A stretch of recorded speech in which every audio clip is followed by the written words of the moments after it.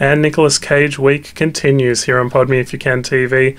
Today's film is Racing with the Moon, in which he stars as Nicky. Nicolas Cage as Nicky is a big stretch.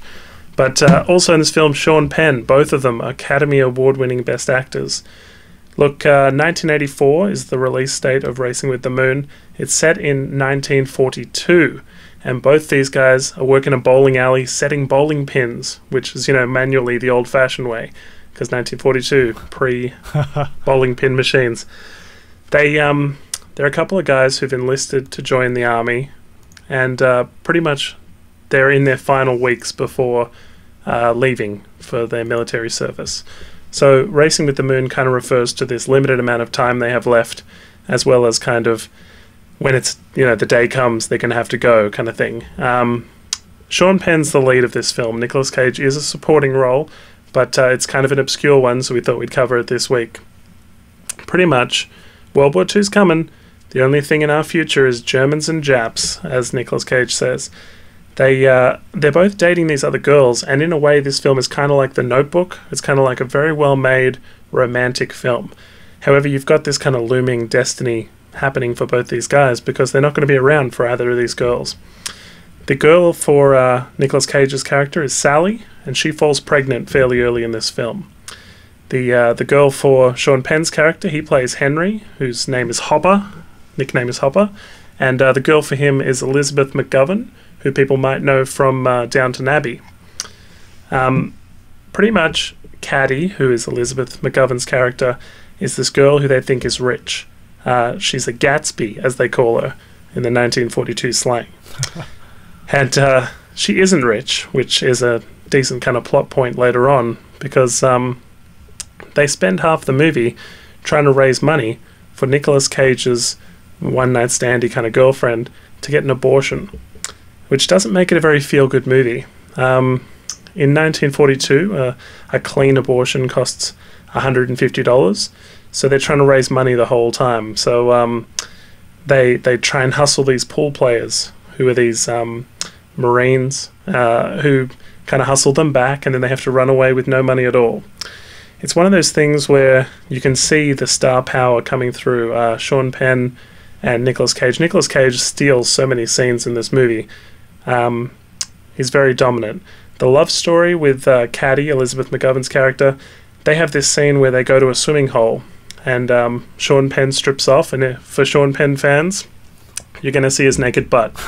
I don't know how old Sean Penn is in 1984, but 1984 Sean Penn butt, there it is. They have this scene where they swim closer and closer together until they kiss, and it's quite romantic, and it's kind of nice. It's kind of this adolescent kind of love story where, even though I think they're 18, there's some romance to this secluded, lagoon, Adam and Eve kind of thing going on. The cameos in this film are great. You've got Crispin Glover, who's playing like a snotty kind of kid who's bowling his bowling ball at them before they can set up the pins. He's one of the Gatsby boys, if you will. Michael Madsen is in this film. He plays a character who he's one of the wounded men who's been at war, and he no longer has his leg.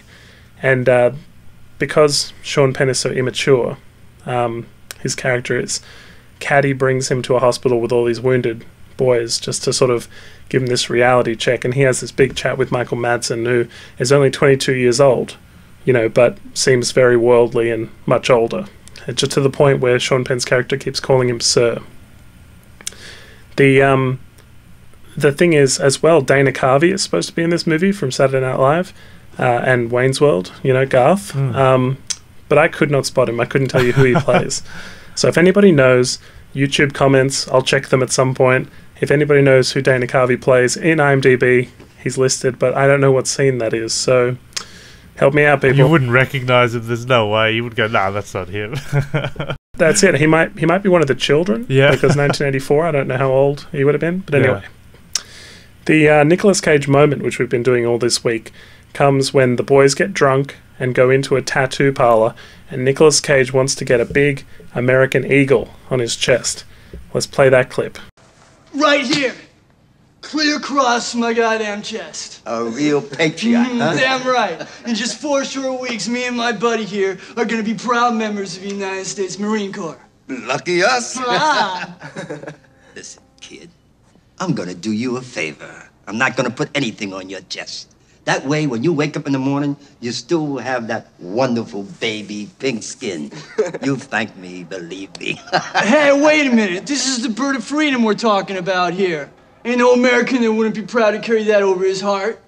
You ought to cut down on the newsreels, kid. Hey, what is this? You give tattoos or advice? All right. How much of you boys got?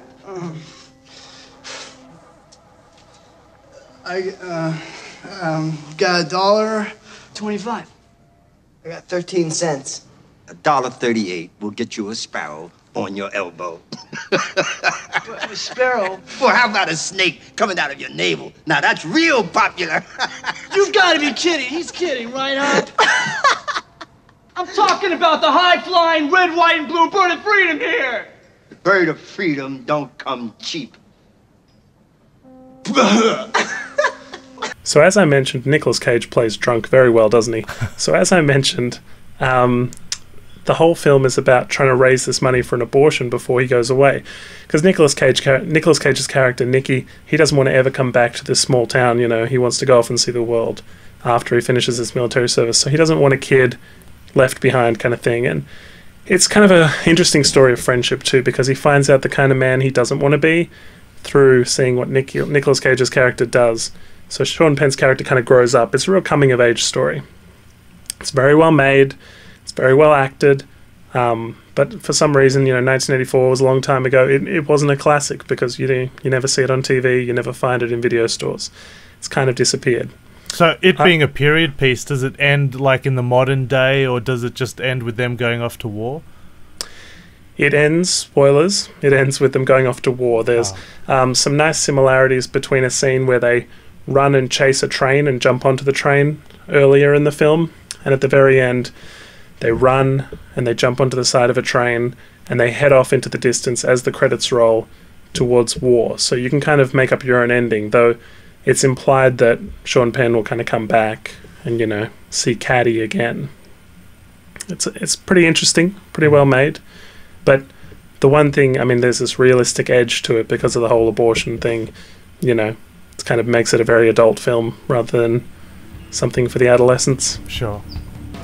Anyway, you can find more from us at www.podmeifyoucan.com.